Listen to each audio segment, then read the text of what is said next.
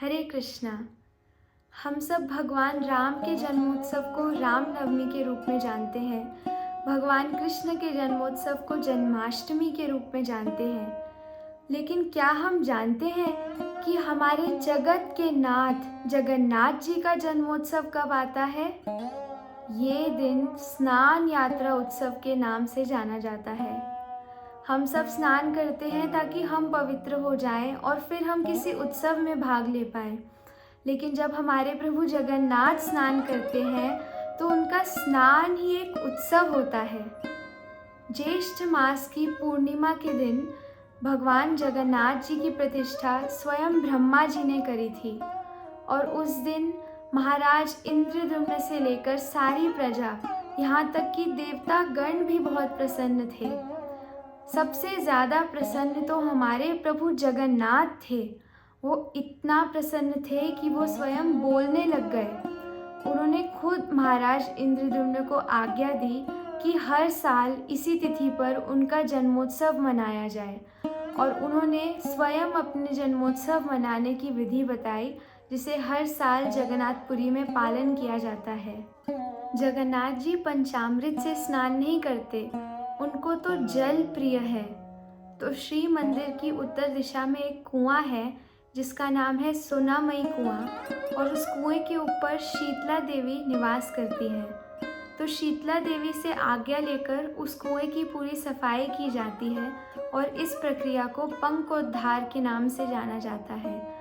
पूरे कुएं में से सारा जल निकाला जाता है और उसे एक दिन के लिए ढक के रखा जाता है और जब अगले दिन उस कुएं को खोलते हैं तो उसमें सारा पानी भरा हुआ होता है।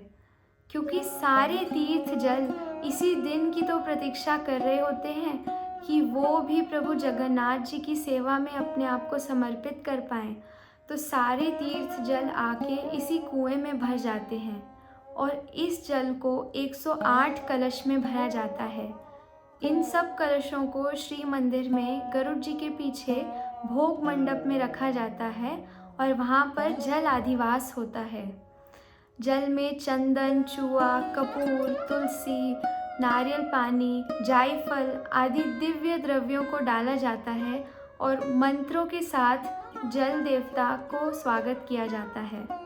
ज्येष्ठ मास की चतुर्दशी की रात को सब ब्राह्मणों की छुट्टी हो जाती है और दैतापति आ जाते हैं। इससे पता लगता है कि हमारे प्रभु जगन्नाथ सचमुच जगत के नाथ हैं, क्योंकि वो उच्च कुल के ब्राह्मणों से लेकर दैतापति सबकी सेवा स्वीकार करते हैं। दैतापति आकर जगन्नाथ जी को स्नान मंडप में ले जाने की तैयारियां करते हैं। वो जगन्नाथ जी को कपड़ों से बांधते हैं ताकि वो अगले दिन उनको स्नान मंडप में ले जा सकें और ज्येष्ठ मास की पूर्णिमा की सुबह को वो स्नान मंडप में पहुंच जाते हैं और वहीं पर जगन्नाथ जी की पूजा आदि होती है।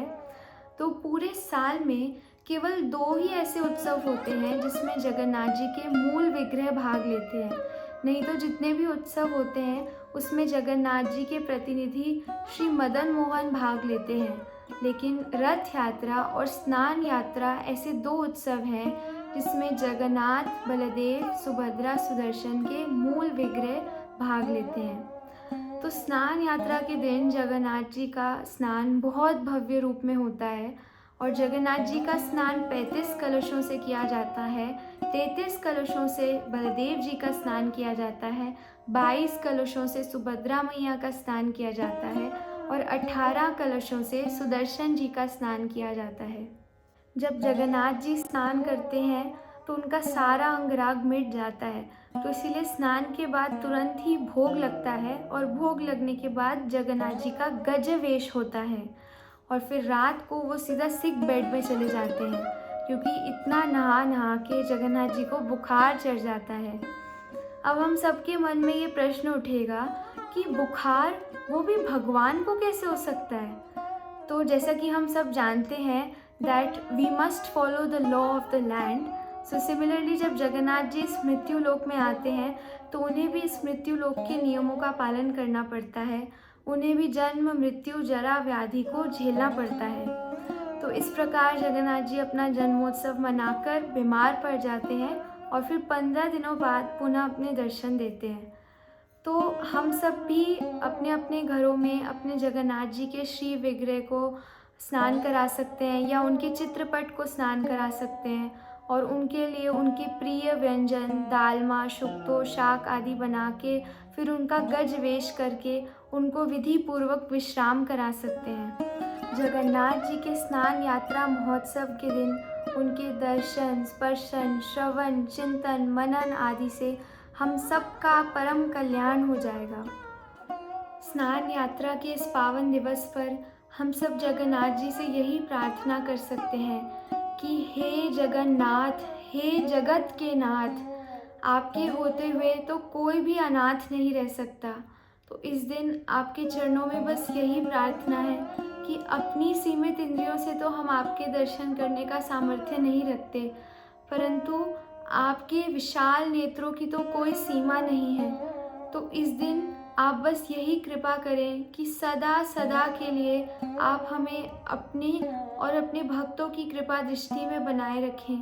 बस आपके चरणों में यही आशा है। जगन्नाथ स्वामी नयन पथगामी भवतु मे, जगन्नाथ स्वामी नयन पथगामी भवतु मे। जय जगन्नाथ।